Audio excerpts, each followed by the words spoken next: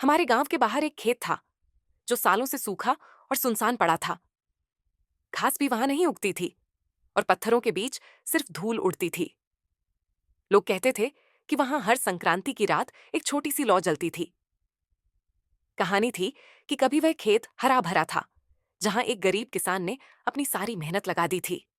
एक संक्रांति को उसने अपनी आखिरी फसल जलती देखी और गुस्से में खेत को श्राप दे दिया। तब से वहां सिर्फ उसकी लौ रह गई।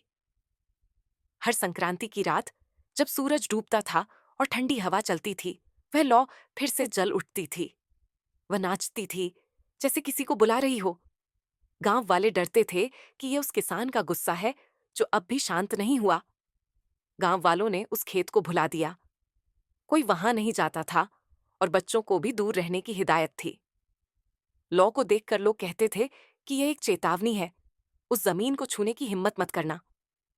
फिर आया भोला, एक नन्हा लड़का जिसके लिए डर से ज्यादा सपने मायने रखते थे।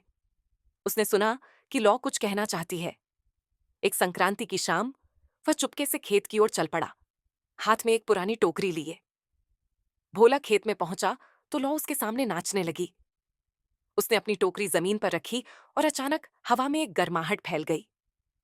लौ बढ़ी और एक आकृति बन गई, किसान की छाया, जो अब शांत लग रही थी। छाया ने जमीन की ओर इशारा किया।